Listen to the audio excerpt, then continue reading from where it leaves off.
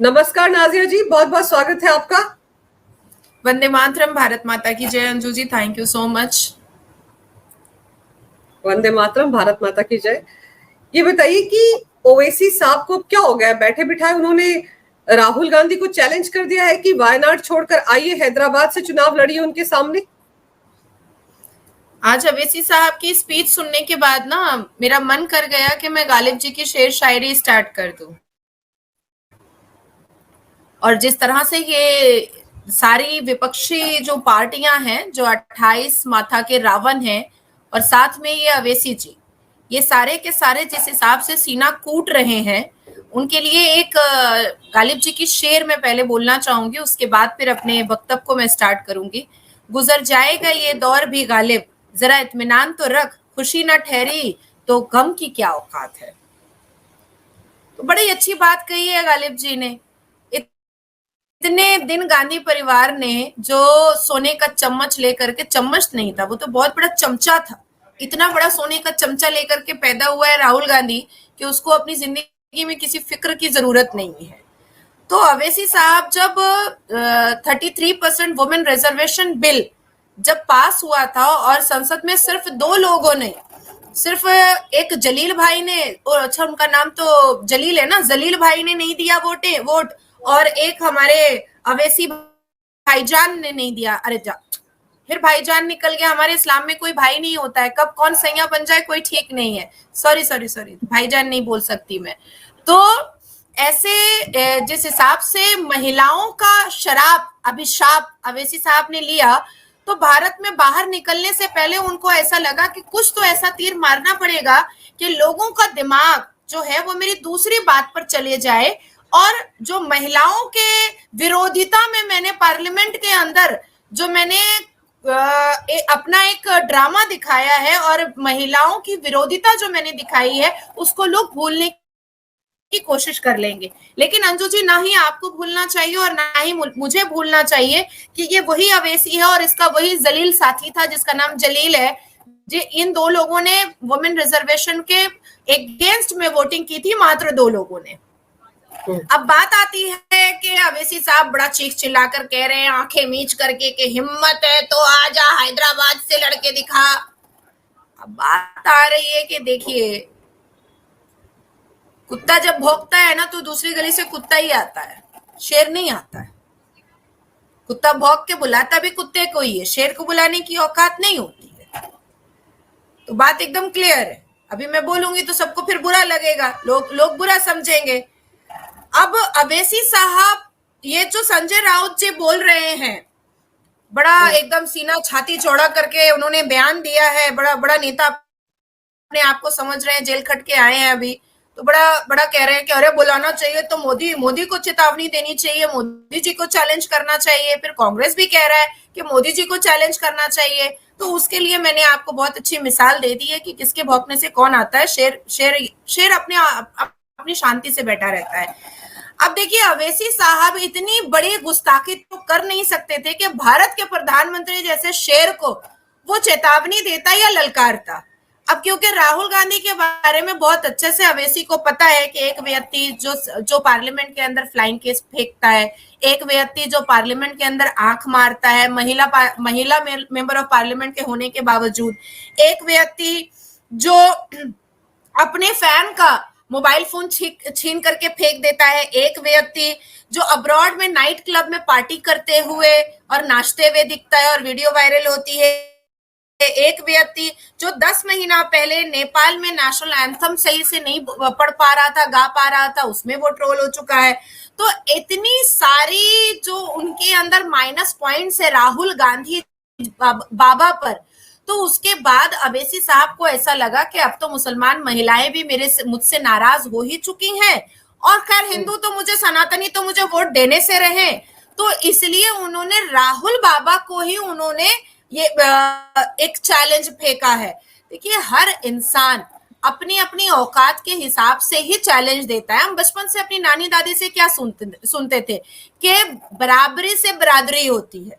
तो जब बराबर के लोग एक साथ बैठते हैं तो ही महफिल जमती है। तो अवेसी और हमारे बाबा में तो कोई फर्क है नहीं, इसीलिए उन्होंने राहुल गांधी को ही चैलेंज दिया। उनकी औकात भी नहीं है अवैसी साहब की, और उनकी जुर्रत भी नहीं है कि वो हमारे भारत के प्रधानमंत्री जी को वो चैलेंज कर सकता है।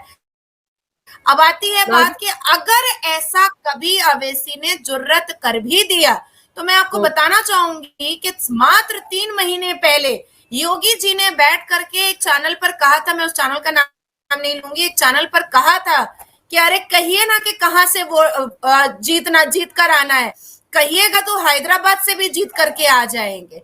तो ये होता है सनातनियों का अपना एक ऑरा, उनका अपना एक तरीका होता है बात करने का। आखिर अवैसी ने योगी जी को चैलेंज दिया, आखिर अवैसी ने क्यों नहीं और किसी भारतीय जनता पार्टी में से किसी को भी चैलेंज दे देता। अवैसी के लिए तो मैंने भी कहा था, काफी वायरल भी हुई है मेरी न्यूज, कि मुझे बुला लेना हैदराबाद, मैं उसको हरा दूंगी, मैं उसको चैलेंज दे रही हूं।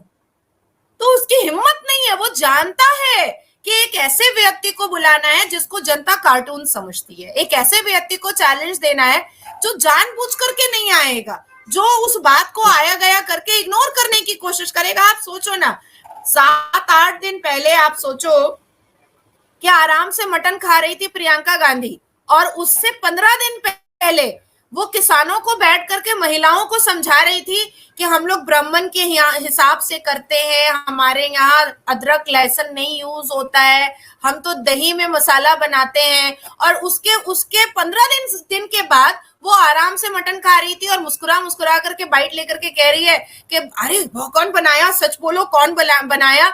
तो ये इनकी पीआर टीम को भी ना मुझे लगता है ये धौंसा के रखते हैं, गांधी परिवार दबा के रखते हैं, कुछ बोलेगा नहीं, हम जो करेंगे हम कर सकते हैं, मेरा बाप दादा प्राइम मिनिस्टर था। तो इनका एक अलग छवि है जिसकी वजह से ही अवैसी ने अपनी औकात को देखते हुए और राहुल बाबा की औकात को देखते हुए उसने सही जगह पर सही बात कही है। तो मुझे नहीं लग रहा है कि अवैसी ने कुछ गलत किया है, औकात की बात है तो अपने लेवल के हिसाब से वो बात किया है। लेकिन नाजिर जी समझाइए कि जिस तरह से इंडी अलायंस बना है, अभी हमने देखा कि दानिश अली का जो कांड हुआ, जिस तरह से सदन में जो हंगामा हुआ, उसके बाद दानिश अली रोते पीटते पाए गए, इतने जार जार रो रहे थे कि आंसू पहुंचने के लिए दौड़े दौड़े राहुल बाबा ही उनके घर पहुंच गए और ऐसे गले मिल रहे थे जैसे पता नहीं कब के बिछड़े हुए हो। तो क्या माना जाए, ये मुस्लिम वोटों की जो मारामारी मची हुई है इंडी अलायंस में और खुद AIMIM में, उसी की वजह से ये एक दूसरे को चैलेंज किया जा रहा है और इस तरह की बातें हो रही?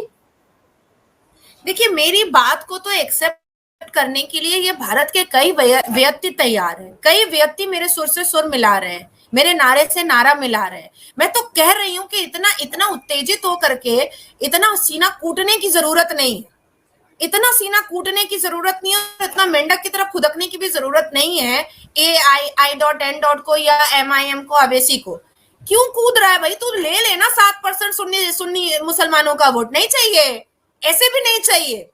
वो उनका जो थॉट प्रोसेस है वो जिन्ना वाला है, वो पाकिस्तान वाला है। 7% जो सुन्नी मुसलमान है उनके थॉट प्रोसेस हमेशा से जिन्ना वाले रहे हैं, हमेशा से वो पाकिस्तान को ही फॉलो करते आए हैं।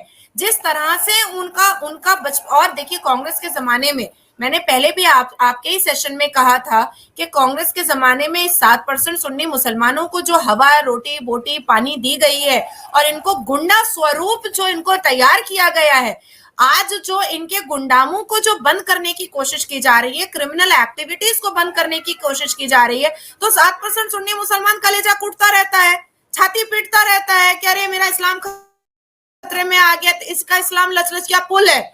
ये हर रोज बोलता है मेरा इस्लाम खतरे में आ जाएगा, हम ये कर देंगे। अरे तेरा कुछ नहीं होने वाला सुन्नी मुसलमानों, तेरा कुछ नहीं होगा, मरेगा बहुत जोर, ऐसा मरेगा ना कि ये जो लालच है ना 72 ऊर वर्जिन मिलेगी, उसी लालच में मर करके खत्म हो जाएगा ये सुन्नी मुसलमान। ना पढ़ाई से मतलब, ना डेवलपमेंट से मतलब, ना इंप्रूवमेंट से मतलब, ना भारत की तरक्की से मतलब है, किसी चीज से मतलब नहीं है। नॉट इवन ओनली भारत की तरक्की, घर के अंदर भी इनको बन करके रहना है अकबर बादशाह और शाहजहां बादशाह। तो वो दौर चला गया, बांदियां लौंडियां और मेरी बहुत सारी बीवियां, वो दौर चला गया है। 9 साल में उस दौर को खत्म कर दिया गया है। तो ये अभी भी अपने सर पे मुकुट लेकर के घूम रहे हैं, ताज, शाही ताज, के हम तो अकबर बादशाह हैं, हम तो शाहजहां हैं, हमारे पास तो 365 बीवी होगी। तो ये मरेगा ये सुन्नी मुसलमान। तो मुझे लगता है कि ये 8% सुन्नी मुसलमानों का वोट एकदम खामोशी से ले लिया जाए, हमें कोई मतलब नहीं है, बाकी जितना वोट है वो भारतीय जनता पार्टी का ऐसे भी फिक्स है, फॉर नो डाउट फिक्स्ड है। और दूसरी चीज मैं आपको ये चीज बता देना चाहती हूँ कि देखिए कि जब रुदाली लोग बैठती है ना आपस में छाती पीट पीट करके रोती है, तो वो दानिश वाले सिनेरियो में मुझे वही दिखाई दिया। इनकी दुकान बंद हो रही है, इनका कारोबार बंद हो रहा है, ये जमा पूंजी बैठ करके खा रहे हैं, इनका काला चिट्ठा निकल रहा है, इन्होंने भारत को जितना, भारत के वासियों को जितना बेवकूफ बनाया है और जितना बेवकूफ बना करके जितना पैसा कमाया है, और सारा पैसा इटली जो गया है, ये सारा हिसाब किताब तो अमित शाह जी सामने रखते चले जा रहे हैं। ये 28 माथा वाले जो रावण है, इनके ऊपर 23,000 करोड़ का घपला का चार्जेस है, 23,000 करोड़ के घपले के चार्जेस है। ऊपर से भी मिनिस्ट्री ऑफ होम थक गया था तो इसलिए छोड़ दिया गया, तो 23,000 करोड़ की बात सामने आ रही है।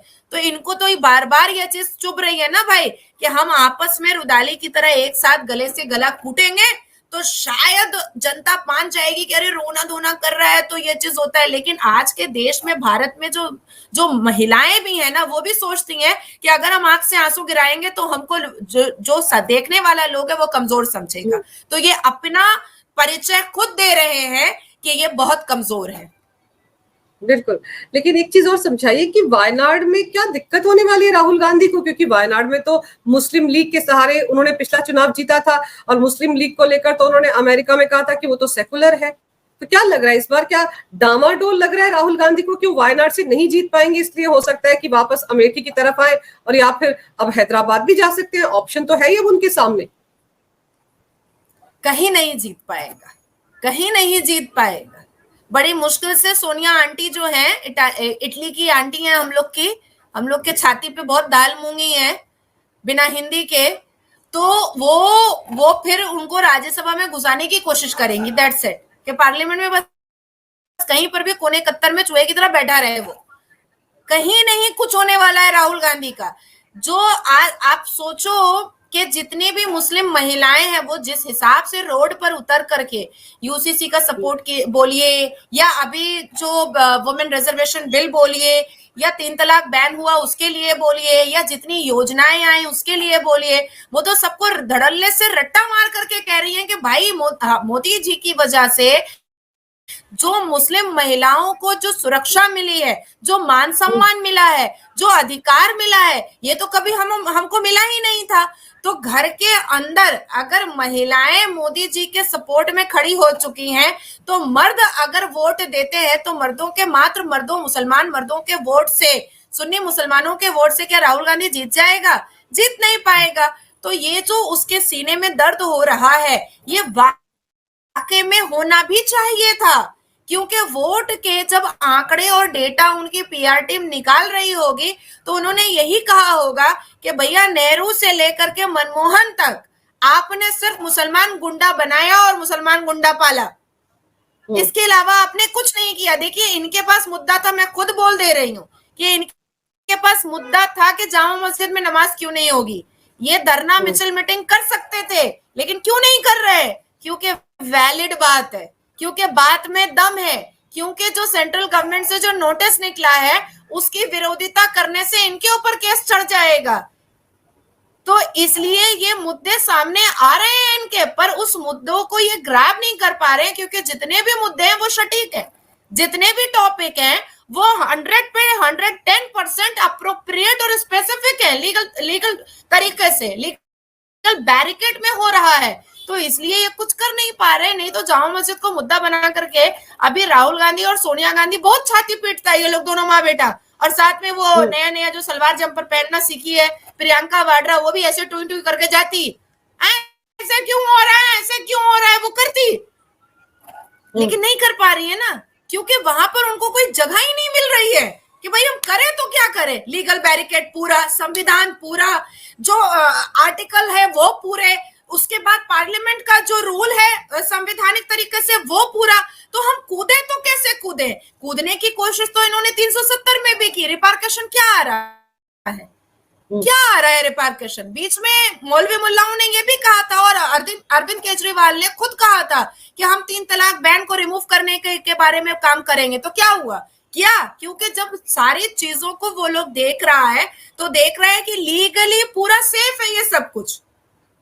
इस वजह से अब इनके पास आंसू के अलावा कुछ नहीं है। और मैं तो कहती हूं कि जनता का शराब लगा है इन लोगों को। जनता इतना कोसी है, इतना कोसी है अंजू जी, मतलब कलेजा फाड़ के कोसी है। और ये मुसलमान महिलाओं के खून के आंसू बहे हैं भाई। आप शाबानो सायरा बानो से लेकर के 2017 तक देखिए, ये मैटर जब सुप्रीम कोर्ट में एंटर हुआ था 3 तलाक का, मेरा जन्म नहीं हुआ था। मेरा जन्म हुआ, पढ़ी लिखी, वहां तक पहुंची, मेरा पिटिशन गया है, तब जाकर के 2015 में मेरा पिटिशन गया है, 17 में जजमेंट आया है। आप सोचो ना कि इन लोगों ने कितनी कुप्रथाओं को हवा दिया है मुस्लिम कम्युनिटी में। आज इनकी टीम जब डेटा निकाल रही है तो इनको साफ लफ्जों में समझ में आ रहा है कि भैया कुछ नहीं होने वाला है, हमें कहीं से भी कोई भी फैसिलिटी नहीं मिलने वाली है। रो मर करके जो 8% सुन्नी मुसलमान का वोट है उसमें से भी महिलाएं सुन्नी काट दीजिए तो अब बच जाता है 5%। तो 5% में वो देगा तो देगा। लेकिन नाज़िया जी, ये राहुल गांधी आजकल बड़े उतावले क्यों हुए जा रहे हैं? क्या ये जो आरक्षण महिलाओं को मिलने का बिल पास हुआ इससे डर गए वो? क्योंकि आप देखो ना, आनंद विहार रेलवे स्टेशन पहुंचे हुए थे, कुलियों की समस्याएं जानने के लिए खुद कुलियों वाली यूनिफॉर्म पहन ली, बिल्ला लगा लिया, सिर पर टायरों वाला सूटकेस रख लिया। ये ड्रामा आखिर किस लिए? सारे घर में अंजू जी छोटा छोटा बच्चा ना गोविंदा को बहुत मिस कर रहा था। चिच्ची भैया जो ऐसे करके नाचते थे वो बहुत मिस कर रहा था। तो हमारे भारत को एक चिच्ची भैया पार्ट 2 मिल गया, राजा बाबू पार्ट 2 हम लोगों को मिल गया है। अब बच्चे खुश रहेंगे। और देखिए अब 2024 के इलेक्शन के बाद तो ऐसे भी बाबा के पास कोई काम धंधा रहेगा नहीं, हो गया, जो जमा पूंजी है वो खाएगा। तो अपनी नौकरी पर वो ध्यान दे रहा है कि कहाँ पर नौकरी करनी चाहिए। अभी बीच में मैंने देखा था मोटरसाइकिल से एक आदमी गिर गया तो उतर करके उसको सराह रहा था। 9 महीना पहले एक फैन अपने ही फैन का मोबाइल फेंक दिया था कि मेरा फोटो क्यों ले रहे हो। जो व्यक्ति नेहरू का नाती है उसको नेशनल एंथम पूरा नहीं आता है। जो व्यक्ति इंदिरा गांधी का पोता है उसको पार्लियामेंट के अंदर फ्लाइंग किस करना है, ये जो एक एटिकेट होता है, जो डिसिप्लिन होती है, वो उसको नहीं पता है। तो आप सोचो कि जनता भी तो ये सारी चीजें अपनी खुली आंखों से देख रही है ना। जनता को भी तो समझ में आ रहा है ना कि भाई हम एक ऐसे व्यक्ति को वोट करेंगे जिसको खुद नहीं पता है कि उसको क्या करना है, जो ये कहता है कि अनफॉर्चुनेट मैं मेंबर ऑफ पार्लियामेंट बन गया, तो फिर उसके बगल का आदमी उसको समझाता है अनफॉर्चुनेट नहीं बोलने का, ये गलत बोल रहे हैं आप, बोलिए मैं मेंबर ऑफ पार्लियामेंट हूं। तो we can't forget each and everything ना।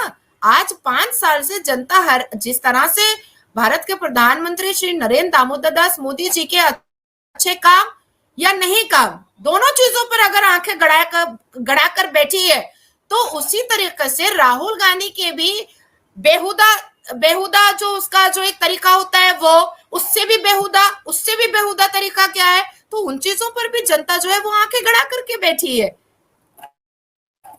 बेशक आंखें गड़ा करके बैठी है। तो इनका रोना पीटना जायज है, चूड़ी तोड़ना जायज है। तो मुझे लगता है राहुल गांधी अवेसी सब आपस में टीआरपी के लिए कि हम बने रहे, इसलिए चूड़ी तोड़ करके कुछ भी बात बोल देता है जिसका कोई सर पैर हाथ नहीं होता। और देखिए आज इस नॉनसेंस टॉपिक पर मीडिया भी गर्म है, हम भी गर्म है, हम भी बातें कर रहे हैं, हमने भी इस पर कॉन्वर्सेशन कर लिया, तो कहीं ना कहीं एक टीआरपी का माहौल तो खुल गया। पर ऑन दी अदर हैंड मैं ये कहना चाहूंगी कि ये कन्फ्रंटेशन बहुत जरूरी होता है। इस कन्फ्रंटेशन से क्या होता है कि जिन लोगों को नहीं पता है कि क्या नॉनसेंस माहौल जो है वो विपक्षी दल चलाने की कोशिश कर रही है, उससे जनता अवेयर हो जाती है। इस बात का कोई सर पैर हाथ नहीं था कि मैं राहुल गांधी को चैलेंज करता हूं कि हैदराबाद से आकर खड़ा हो जा। भाई तू अपने ही औकात का आदमी को बुला रहा है। नाज़िया जी एक चीज और है कि दूसू के चुनाव हमने देखा कैसे एबीवीपी ने जीत लिए हैं, वहां पर भी एनएसयूआई हार गई है। और साथ ही साथ वहां पर जो एनएसयूआई का कैडर था, जो लोग खड़े हुए थे चुनाव में, उनका कहना था कि जब हमारा हेड कन्हैया कुमार को बना दिया, जो टुकड़े टुकड़े गैंग है जो कि नारे लगाता था भारत तेरे टुकड़े होंगे जेएनयू में, उसको हमारा हेड बनाकर हमारा पूरा खेल खराब कर दिया हमारी पार्टी ने। अब देखिए भारत नहीं एक्सेप्ट करने को तैयार है। जो लोग अफजल गुरु को भैया बोलकर पुकारता था उसको भारत नहीं एक्सेप्ट करने को तैयार है। जो लोग हिंदुस्तान तेरे टुकड़े होंगे उसका नारा लगाता था भारत उसको नहीं एक्सेप्ट करने को तैयार है। जो लोग जिन्ना के 1937 के शरिया लॉ को मानते हैं भारत उसको नहीं एक्सेप्ट करने को तैयार है। जो लोग नारे तकबीर कह के इस्लाम खतरे में है भारत उसको नहीं एक्सेप्ट करने को तैयार है। जो लोग महिलाओं को मान सम्मान नहीं देते हैं भारत उनको नहीं एक्सेप्ट करने को तैयार है। जो लोग जेएनयू को अपने बाप का बपति समझ करके रखे थे भारत उनको नहीं एक्सेप्ट करने को तैयार है। तो अगर भारत ऐसे लोगों को एक्सेप्ट करने को नहीं तैयार है तो हमारी छाती चौड़ी हो रही है कि सही चीजों को एक्सेप्ट नहीं करने को तैयार है भारत। भारत अब दूसरे मूड में है भैया। भारत को तरक्की चाहिए और तरक्की मोदी जी दिला रहे हैं। आज पूरी दुनिया में भारत सर्वप्रथम है। आज भारत के प्रधानमंत्री से लेकर के पूरे भारत को पलकों पे बिठाया जा रहा है। तो जनता भी इस बात को लेकर के एक्सेप्ट कर चुकी है कि जो गलत है हम उसको गलत बोलेंगे और जो सही है हम उसको सही बोलेंगे और अपने वोट के माध्यम से, चाहे वो छोटा वोट हो, चाहे वो बड़ा वोट हो, चाहे वो बड़ा इलेक्शन हो, चाहे वो छोटा इलेक्शन हो, हम अपने वोट के माध्यम से बता देंगे कि भैया भारत का सम्मान अगर कलेजे में नहीं है तो हम तुमको वोट भी नहीं करेंगे और हम तुमको इस धरती पर, इस भूमि पर रहने भी नहीं देंगे। और मैंने तो आपसे कहा भी था पहले कि जिसको जिसको जिन्ना के शरिया लॉ से मोहब्बत है और जिसको जिसको संविधान से, भारत के संविधान से प्रॉब्लम है, टिकट का पैसा मैं दे देती हूँ, निकल पड़ो एकदम पतली गली से।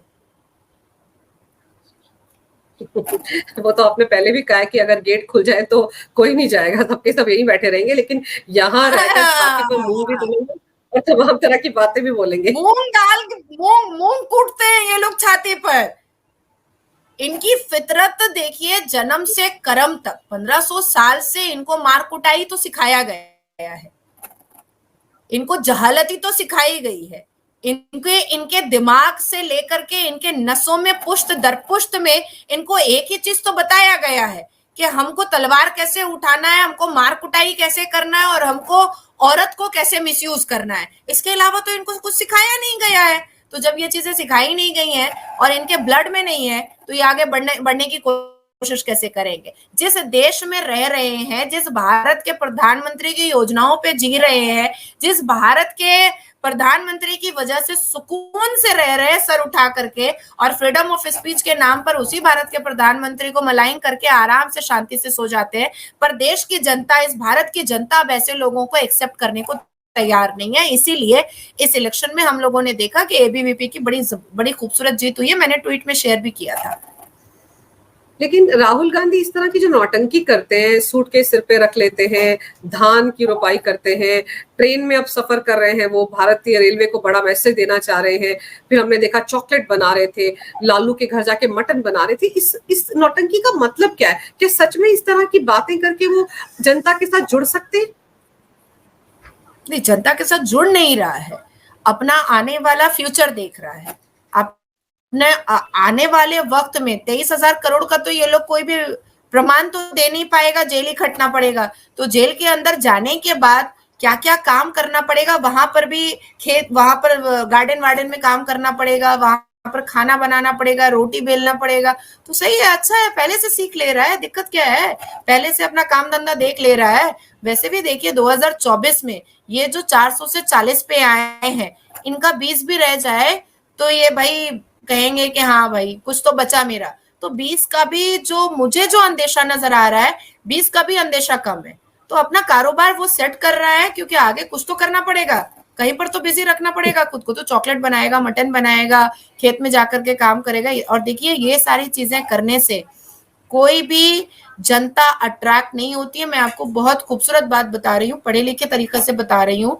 जनता उनको एक्सेप्ट करती है जो भारत की तरक्की के लिए काम करता है। जनता उनको एक्सेप्ट करती है जो भारत की तरक्की में सुर मिलाता है। जनता उन नेताओं को एक्सेप्ट करती है जिस नेता के लक्ष्य में, जिस नेता के हृदय में भारत के लिए मोहब्बत होती है।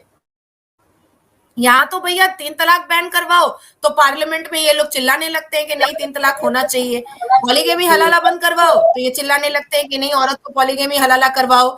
उसके बाद फिर अगर पॉक्सो का जो बेल का है उसको अमेंड करो कि पॉक्सो में बेल नहीं होना चाहिए तो ये लोग चिल्लाने लगते हैं कि नहीं छोटी छोटी बच्ची का बलात्कार होना हो लेकिन बेल हो जाना चाहिए। तो ऐसी सूरतों में महिला के लिए 33% वुमेन रिजर्वेशन आता है तो अपोजिशन चिल्लाने लगता है कि नहीं भाई महिला को सम्मान नहीं दो, एकदम नहीं दो। तो ऐसी सूरतों में ये अपने चरित्र का और अपनी परवरिश का ये लोग तो खुद ही दे रहे हैं ना, पूरा पूरा प्रमाण तो खुद ही दे रहे हैं ना। तो अब इनको भी समझ में आ रहा है कि मोदी जी को अगर हम एक्सेप्ट करते हैं तो विरोधी होने और ना होने का कोई मतलब नहीं होता है। और अगर हम ऐसे बिलों पर अगर हम नहीं चिल्लाते हैं तो फिर मेरा काम ही क्या रह जाएगा। तो ये ऐसी जगह अटक कर पड़ गए हैं कि भैया ये जो सरकार है और मोदी जी हैं ये तो चौके छक्के मार रही हैं। इनके तो किसी भी काम में अगर हम चिल्लाते हैं तो फिर जनता लात मारती है और यहाँ नहीं चिल्लाते हैं तो हमें शर्म से नजर झुका लेना पड़ता है। तो अभी इनको इनके हलक में एक ऐसी हड्डी अटकी है जो यहाँ ना निगल पा रहे हैं ना उगल पा रहे हैं। स्टार्टिंग में तो 3 तलाक के वक्त में लोगों को लगा रहे हमने तो बहुत चिल्ला लिया लेकिन रिपरकशन बहुत बुरा आया। मुसलमान महिलाएं भी विरोध में उतर गई कि भाई तुम क्या चाह रहे हो कि मेरा तलाक हो, तुम क्या चाह रहे हो कि मेरा शौहर हमको बेइज्जत करके निकाल। तो ये सारे जो सिनेरियो इन लोगों ने देखे हैं, सर्कमस्टांसेस इन लोगों ने देखे हैं, उससे इन लोगों को समझ में आ गया है कि भाई हम जो भी कर रहे हैं वो नेगेटिव की दिशा में ही जा रहा है और जनता के हित में जो काम कर रहे हैं मोदी जी वो इतना खूबसूरत कर रहे हैं कि हम इस पे विरोधिता रखते हैं तो जनता हमको लात मारती है। तो ये सारी चीजों को देख करके भी ये चीजें क्लियर हो रही हैं कि इनका जीतना मुश्किल नहीं नामुमकिन है। बिल्कुल, और शायद इसीलिए ये चीजें भांप चुके हैं कि 2024 में क्या होने वाला है। शायद इसीलिए ये कोशिश कर रहे हैं कि मुस्लिम तुष्टिकरण की राजनीति फिर की जाए और इसीलिए नौटंकियां भी राहुल गांधी कर रहे हैं। लेकिन फिर देखना ये भी दिलचस्प होगा नाजिया जी कि 2024 तक ऐसी वो और बहुत सारी नौटंकियां करेंगे। लेकिन आप सही कह रही हैं, लोग ये सब नहीं देखते। लोग देखते हैं कि देश किस दिशा में जा रहा है और देश किसके हाथों में सुरक्षित है। देश हित इस वक्त सबके लिए सर्वोपरि है। मैं अंजू जी 1 महीने के अंदर मैं 7-8 बार ट्रैवल करती हूँ और मैं हर जगह जाकर के पब्लिक से मिलती हूँ। इवन अभी भी एयरपोर्ट पे, बॉम्बे एयरपोर्ट पे तकरीबन 20-25 लोगों ने मैं उबेर बुक कर रही थी, ओला बुक कर रही थी, तो वहां पर आकर के मुझे बोलने लगे कि अरे नाजिया जी क्या काम कर रहे हैं मोदी जी, आप यहाँ पर क्यों खड़ी। मैंने कहा मेरी ओला आ रही है। ओला आ रही है आपकी? मैंने कहा हाँ ओला आ रही है मेरी। तो ये होता है जनता से कनेक्शन। तो इसका ये एक तरीका होता है। अब मुझे नहीं पता था कि 25 लोग वहां पर मुझे घेर कर खड़े हो जाएंगे और मुझे पहचान लेंगे। मैं तो अपने अपने रिदम में चल रही हूँ, लेकिन जिस तरह से जनता कनेक्ट होती है आकर के उससे समझ में आता है कि हमारी जो दिशा है और जिनके छत्र छाया में जिनको मुखिया बना करके हम जनता के बीच में काम कर रहे हैं, हम जनता के साथ खड़े हो रहे हैं, वो जनता पसंद कर रही है। ये अभी मैं आपको 1.5 घंटे पहले की बात बता रही हूँ बॉम्बे एयरपोर्ट पे कि ये सिनेरियो हुआ। जो ओला में मैं 10 मिनट में बैठने वाली थी वहां मुझे 45-42 मिनट्स लग गए उनसे बात करने में। मुझे भी एक इंक्विजिटिवनेस हुई कि मैं भी पूछूं कि कैसा काम हो रहा है, कैसा कर रहे हैं मोदी जी। अरे बाप रे बाप, 33% जो वुमेन्स बिल आया है हमारे घर में तो सारी महिलाएं खुश हैं, ये है वो है, सब मुझे बताने लगे। तो ये होता है कि भाई हमें जरूरत नहीं है कि हम जाकर के चॉकलेट बनाएं और मटन बनाएं, नहीं, हमारा काम अच्छा होगा, हमारा फोकस अच्छा होगा, जनता के प्रति जो हमारे ऊपर कर्तव्य दिया गया है हम उसको बाखूबी अंजाम देंगे, हमारे कार्य को जनता देखेगी तो जनता हमें खुद अपने आप पसंद करेगी। चॉकलेट बनाने से जनता पास में नहीं आती है, ये भी जरूर इटली का दिमाग होगा, भारतीय दिमाग ये सब नहीं हो सकता है।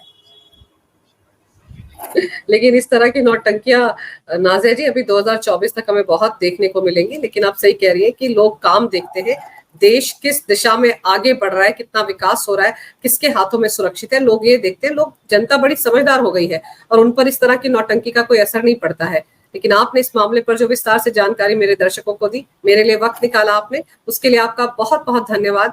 नमस्कार। भारत माता की जय हो। वंदे मातरम। भारत माता की जय। वंदे मातरम।